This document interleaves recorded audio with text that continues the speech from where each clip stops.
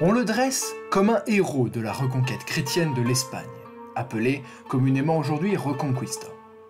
Rodrigo Diaz de Vivar, plus connu sous le surnom du Cid, a pourtant un parcours loin d'être aussi simple. Nous allons essayer de nous plonger dans cette période très complexe, qui a vu se développer une géopolitique et un nuage de société unique au monde, et qui fut le théâtre de la vie tumultueuse de ce chevalier qui marqua ses contemporains comme ses descendants.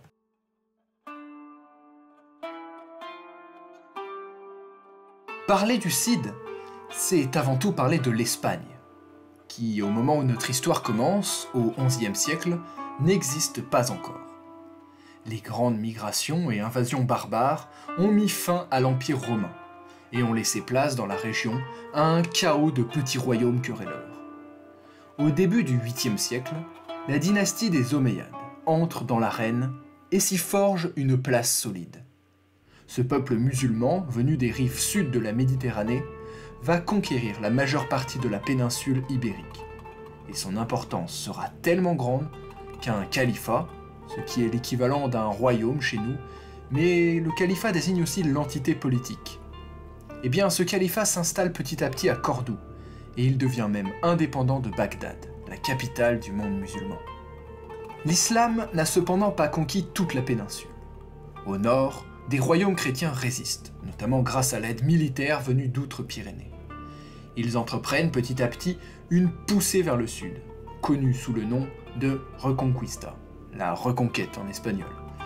Mais contrairement à ce que pour retrouver dans l'imaginaire collectif, c'est un processus excessivement long, discontinu et jalonné de très nombreux conflits entre chrétiens. Alors au fil des siècles, ces derniers arrivent à globalement repousser la zone d'influence musulmane, avec l'aide de chevaliers normands, français et italiens. Mais il ne faut pas croire que la frontière entre le monde chrétien et musulman est uniquement militaire. Au contraire, les royaumes des deux mondes ne sont pas hermétiques et sont loin de toujours se faire la guerre. C'est un lieu d'échange commercial et de brassage culturel immense, nous allons le voir. Pour revenir au début du XIe siècle, le sort est alors favorable à la Reconquista chrétienne. Le califat de Cordoue éclate, en une dizaine de petits royaumes musulmans indépendants. Ces derniers sont très riches, mais militairement affaiblis. Nous les appelons les taïfas. Dans le but de se protéger et de continuer leurs fructueux échanges avec les royaumes chrétiens, de nombreuses taïfas se placent sous la protection de ces derniers.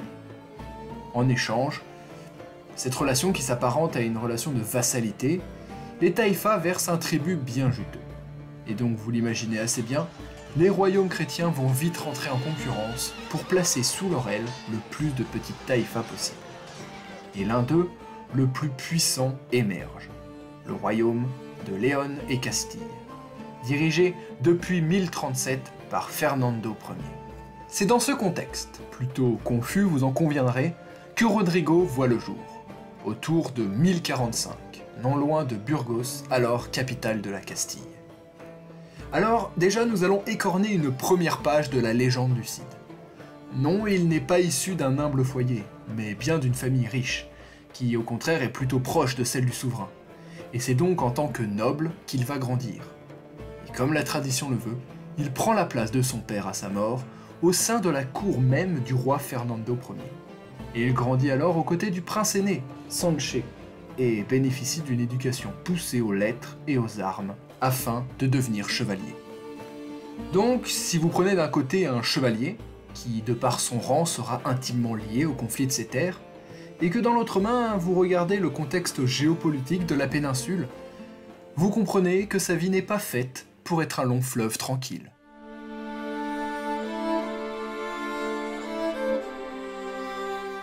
Les habitants de la péninsule sont baignés dans la violence.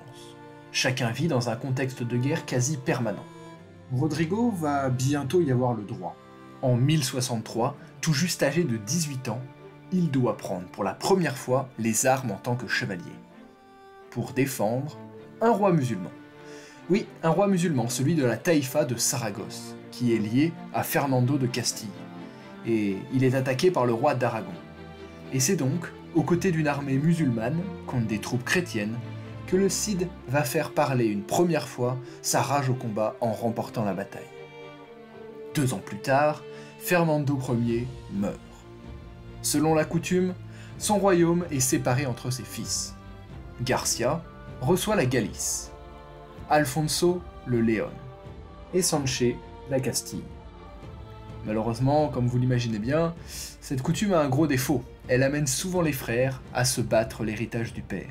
Et c'est également le cas ici. Alors, le Cid, il se range logiquement derrière Sancho, avec qui il a grandi. Et c'est lors de ces guerres fratricides, notamment lors de la bataille de Colpeggera en 1072, qu'il gagnera son surnom de Campeador, soit maître du champ de bataille. Un surnom qui ne le quittera plus. En 1072 donc, après 7 ans de conflit, le royaume est enfin unifié au profit de Sanché de Castille. Alors Sanché le II. Mais ce dernier meurt assassiné, et la couronne retombe sur la tête d'Alfonso VI, qui jure qu'il n'est en aucun cas lié à cet assassinat. Rodrigo, eh bien, il embrasse avec passion la cause du nouveau roi, et il reçoit en récompense la main de Jimena Diaz, parente du roi. Et c'est d'ailleurs de cette union qui est directement inspirée la pièce de Corneille, le Cid. Mais dans la réalité, nul besoin d'oxyre son beau-père, les mariés passent une vie paisible à la cour. En 1079, Rodrigo reçoit une mission de premier ordre. Aller récupérer le tribut d'Al-Mutamid, souverain musulman de la taïfa de Séville. Mais alors qu'il arrive en ville, cette dernière est attaquée par une rivale, Grenade. Le Cid prend donc logiquement la défense du roi musulman et part guerroyer contre les armées de Grenade. Mais à sa grande surprise, ce ne sont pas des soldats musulmans, mais bien des soldats chrétiens qu'il rencontre, envoyés par la Castille, par son roi Alfonso en personne. Et les ambitions d'Alfonso sont assez troubles dans l'affaire.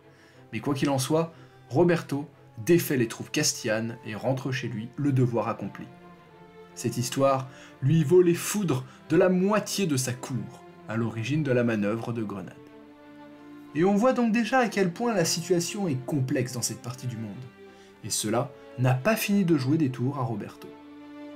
L'année suivante, à Tolède, une autre taïfa soutenue par Alfonso, eh bien, elle fait face à une révolte interne.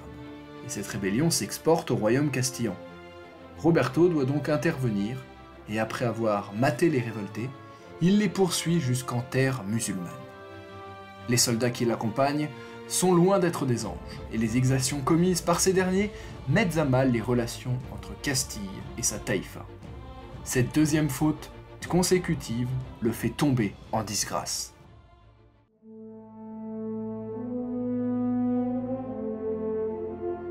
Il est donc exilé des terres de son royaume, mais garde tous ses biens, et donc une troupe conséquente d'hommes d'armes. Il part donc à la recherche d'un nouveau protecteur. Après avoir sillonné plusieurs seigneuries chrétiennes qui le refusent, il finit à la cour du roi Maure de Saragosse. Alors Maure, c'est le nom qui désigne les musulmans d'Espagne en globalité. Et à la mort du roi musulman, à l'image de la coutume chrétienne qui s'est un petit peu exportée, son royaume est divisé entre ses deux fils, Al-Mutaman à Saragosse et Al-Mundir à Lérida, qui de son côté s'allie avec le royaume concurrent d'Aragon. Le conflit qui s'ensuit va permettre à Rodrigo de s'illustrer, encore une fois, au service de la ville de Saragosse et de son ancien maître de Castille. Il remporte notamment la bataille d'Oloco en 1084. Cependant, 2 ans plus tard, en 1086, voilà qu'Alfonso rompt avec son vassal et vient poser le siège devant Saragosse. Il veut contrôler la ville lui-même et plus par l'intermédiaire d'un vassal. Rodrigo se trouve face à un cruel dilemme, combattre pour son suzerain musulman ou pour son ancien maître chrétien. Et heureusement pour lui, le siège est vite levé.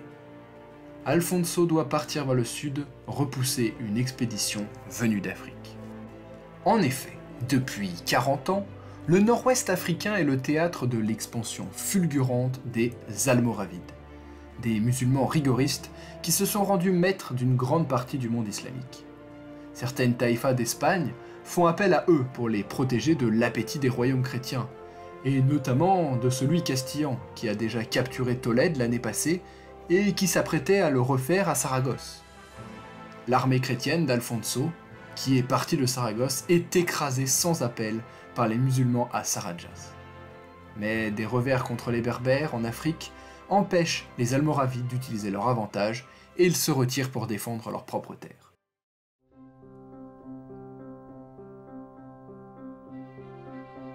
Alfonso profite de ce répit pour réorganiser son camp, et il renoue des liens avec Rodrigo, le campeador dont l'absence lui a fortement coûté cher.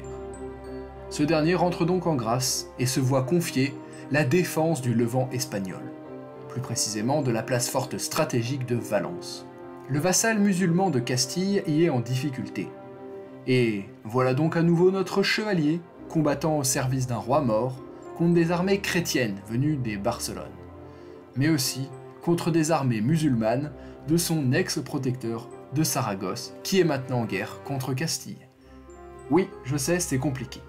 Mais de cette complexe situation, il arrive à sortir très vite maître du Levant, et commence même à recevoir lui-même les tribus de Valence destinées à Alfonso. Ce dernier était vraisemblablement d'accord avec cette situation, mais cela n'empêche pas les relations entre les deux hommes de se gâter. Cette tension va atteindre son comble le jour où Alfonso doit faire face à une nouvelle incursion almoravide. Roberto est appelé pour la bataille, mais ses troupes n'arriveront jamais pour sauver les chrétiens de la défaite. Mauvaise coordination, trahison, nous ne saurons sûrement jamais. Mais quoi qu'il en soit, Rodrigo est de nouveau disgracié, et cette fois-ci, ses biens sont saisis. Il n'a pas le choix. Il se réfugie dans la taïfa de Valence qu'il défend depuis des années. Et il doit maintenant faire face aux ambitions de tous ses voisins. En 1090, il défait le roi mort de Lérida et les armées chrétiennes de Barcelone. 2 ans plus tard, Alfonso, qui décidément n'a pas l'intention de sortir de la vie de Roberto, rassemble une immense armée, constituée de Castillans et d'Aragonais. Oui, maintenant ils sont alliés. Et aussi d'autres alliés italiens qui arrivent via la Méditerranée. Et encore une fois, Rodrigo fait honneur à sa réputation, et il repousse l'offensive avec une fureur déconcertante. Pas moyen de souffler pour autant. Une énième excursion almoravide renverse le roi mort de Valence, son protecteur, alors que le Cid était absent de la ville. Rodrigo revient donc pour monter le siège à son tour et reprendre Valence après des assauts sans pitié en 1094. Cette fois, plus question de protecteur. Plus question de servir un autre roi. Rodrigo se proclame prince de Valence. Après tout, c'est lui qui défend la ville de toutes ses forces depuis des années, et qui vient de la libérer. Et il s'occupe alors de la vie de son nouveau petit royaume. Et ses sujets, pour la majeure partie musulmans, le nomment Sidi, Monseigneur. Et vous le voyez venir, Sidi est un pseudonyme qui se transformera rapidement en Cid. Les années passent et le prince consolide son contrôle du Levant. Alors on peut voir, la route n'était pas toute tracée devant lui. Mais après tout, à vaincre sans péril, on triomphe sans gloire, n'est-ce pas? Luttant sans relâche contre les Almoravides, décidés d'en finir avec les taïfas pour s'approprier leur propre terre sur la péninsule. Il leur inflige une cinglante défaite à Cuarte en septembre 1094, prouvant bel et bien sa valeur et son utilité dans la défense de la péninsule face aux envahisseurs. Il se réconcilie même avec Alfonso avant sa mort.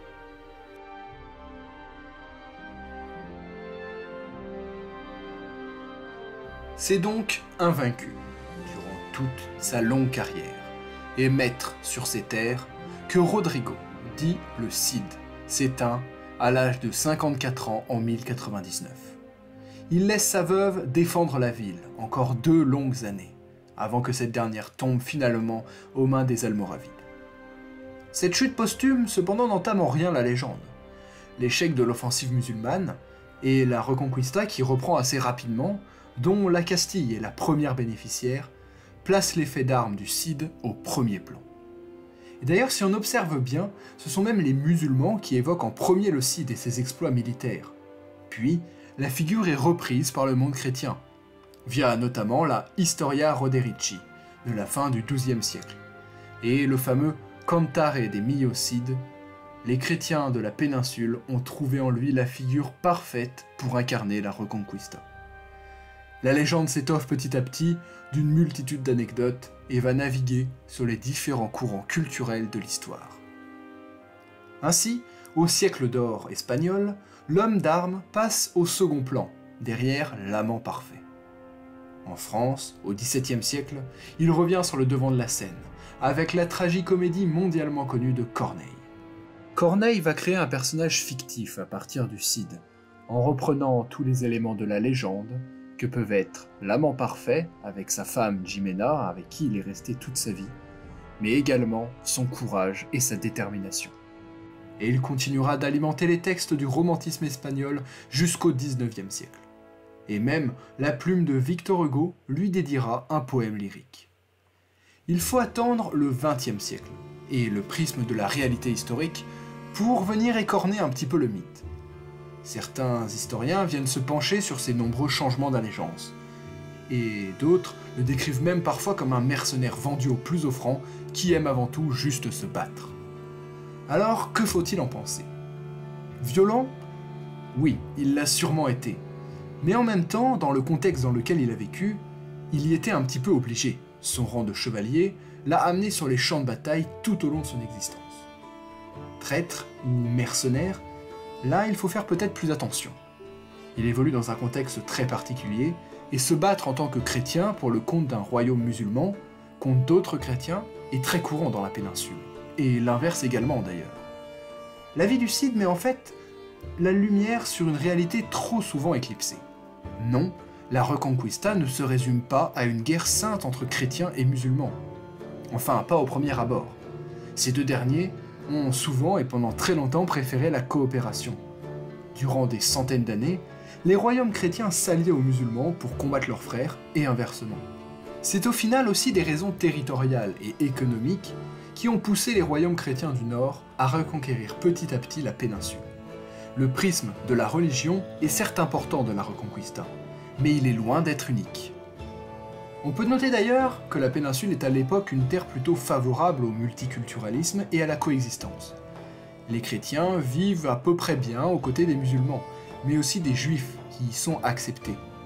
Et ce métissage se ressent dans la vie quotidienne, dans l'architecture, mais aussi sur l'aspect militaire. Je n'ai pas détaillé les batailles du Cid car ce sont pour la plupart plutôt des grandes escarmouches. Mais on retrouve dans la Reconquista l'univers de la chevalerie, celui des milices bourgeoises dans les cités. Le monde musulman, lui, apporte les traditions perso-byzantines et ses grandes armées organisées capables de manœuvres complexes, et ils amènent aussi l'art du siège. Et on retrouve même le monde de la cavalerie légère venue d'Afrique du Nord. Et l'Espagne médiévale concentre donc un nombre extraordinaire de traditions tactiques et culturelles. Le Cid, de son côté, il représente bien cette situation quasi unique au monde, où les sociétés se mélangeaient très facilement. Il a été amené régulièrement dans sa vie à combattre avec ses hommes pour un roi mort contre des soldats chrétiens. Et c'est donc plutôt la dimension épée de la chrétienté et l'aspect purement saint de sa Reconquista qui doit être nuancé. Roberto, dit le Cid, n'était ni le champion de cette Reconquista, ni un chevalier très vertueux, mais c'était avant tout un formidable meneur d'hommes, invaincu en bataille et qui est un parfait candidat pour imager le contexte de cette Reconquista. Nous l'avons vu, Roberto Diaz de Vivar a eu une vie plus que remplie. À l'image de la péninsule ibérique lors de cette période, complexe, et oscillant entre service pour Alfonso, qui eut une énorme place dans sa vie, ou pour des rois morts, avant de finir sa vie en tant que prince de ses propres terres. Il mérite son statut de célébrité. Ça, nous ne pouvons pas en douter. Mais attention à ne pas essayer de le faire rentrer dans un moule trop lisse qui ne reflèterait ni sa vie, ni la réalité de la Reconquista. Merci à vous de votre attention, et n'hésitez pas maintenant à laisser un petit j'aime ou un commentaire pour la chaîne, à partager la vidéo autour de vous. Je vous laisse moi avec le Cid, et vais de mon côté commencer à travailler sur la nouvelle série que va entamer la chaîne sur cette fin d'année et l'année prochaine. Une petite vidéo présentant tout ça sortira bientôt. Et moi, d'ici là, je vous dis à bientôt et vous souhaite que l'histoire soit avec vous.